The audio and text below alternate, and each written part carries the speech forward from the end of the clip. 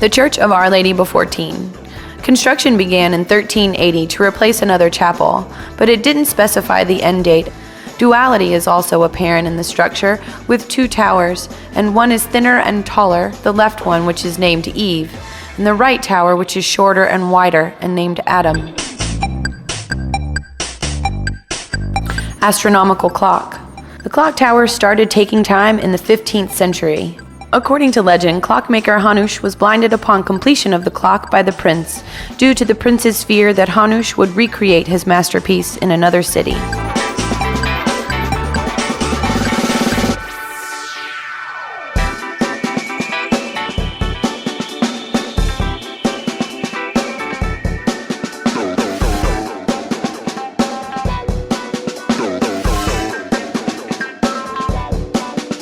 It's Prague's oldest theater with neoclassical exterior, one of the last remaining wooden theaters left in Europe. Many people refer to this building as Mozart's theater.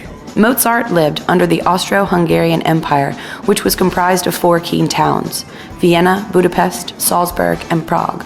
We know Mozart as a great figure in history, though when he lived he was seen only as a mediocre composer, though still strong enough to come to Prague and produce some pieces.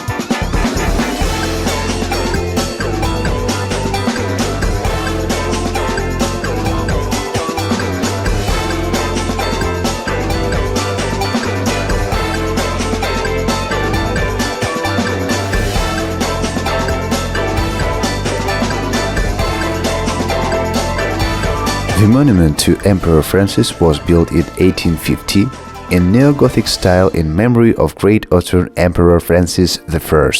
For long 84 years, the central place of the monument was empty because of the heartbeat of Czechoslovak Republican government for the previously ruling Habsburg dynasty until 2003, when the statue returned to its original site and this excellent artwork was thus completed again.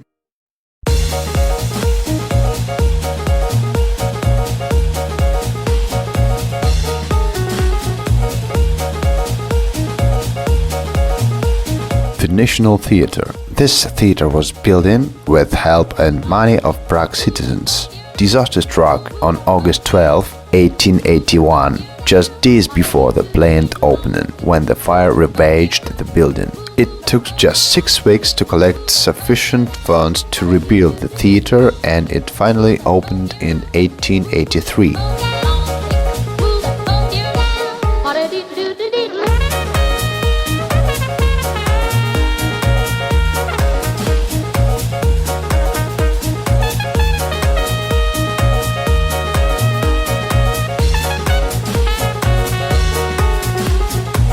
The dancing building is also called the Fred and Ginger building, referring to the American film stars famous for the quick step.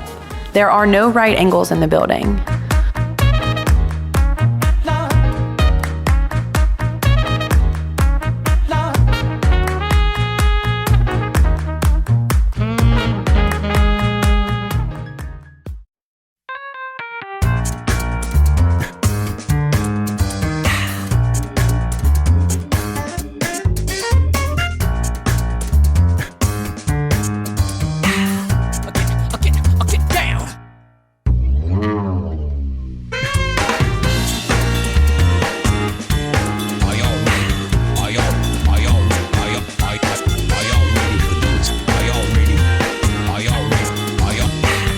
Vysehrad Castle was probably built in the 10th century.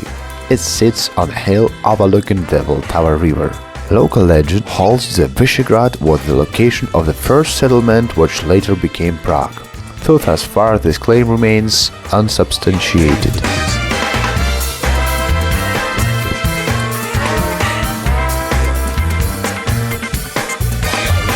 St. Peter and Paul Church. It was established by Prince Vratislav II in the second half of the 11th century. According to a legend, Vratislav supposedly brought 12 baskets of stones for the building's foundations.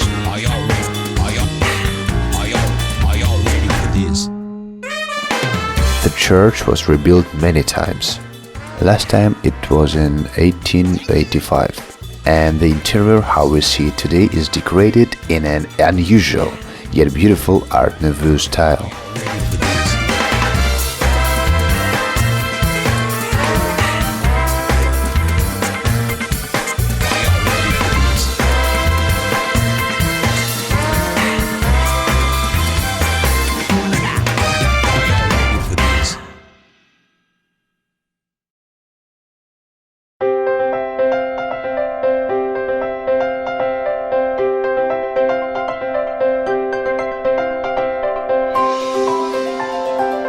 In Prague there are 17 bridges only over Vltava. 4 of them are railway bridges, and one is designed only for trams. Construction for the Charles Bridge started on July 9th in the year 1357 at 5:31 a.m.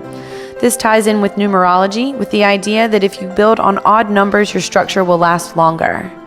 It was designed by Peter Powler and was completed about 1400. It got its name, the Charles Bridge, in the 19th century. The bridge's main and most important function is that this bridge was the only way to get over the river. So if you were traveling east to west or west to east in the summer, this was the only way to cross the Vltava. The word Praha means doorframe or threshold.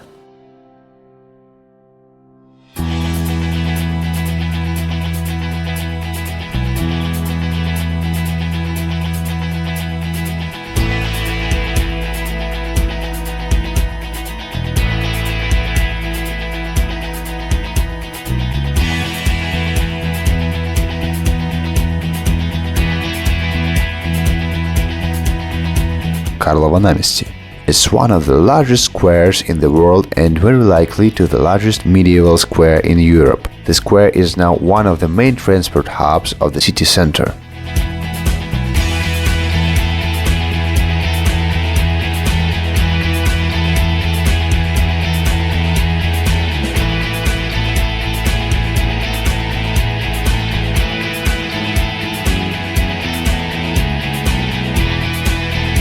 St. Ignace Church. The church was founded in the second half of the 17th century in the place of 23 demolished medieval houses. It was devoted to St. Ignatius of Loyola, the patron saint and the founder of the Jesuit order.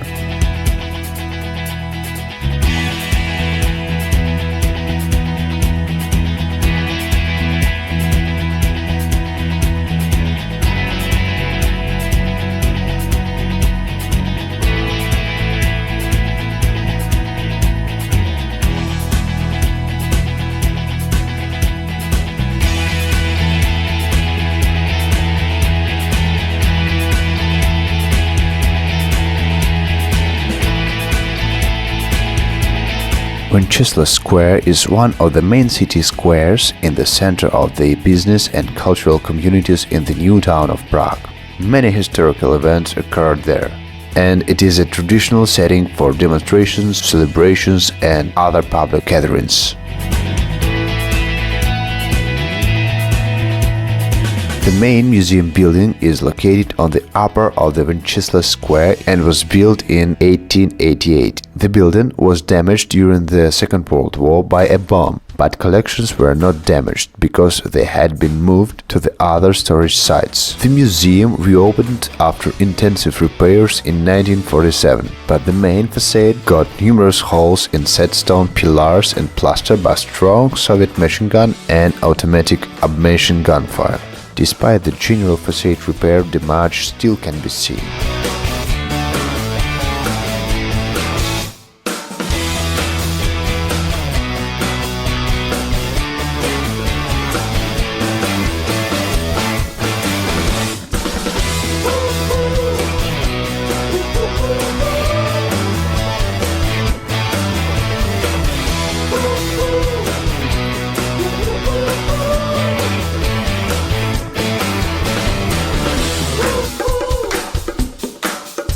The Powder Tower was begun in 1475.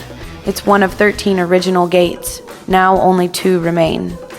The tower was used to house all of the gunpowder for Prague, which was kept wet so that it would not ignite.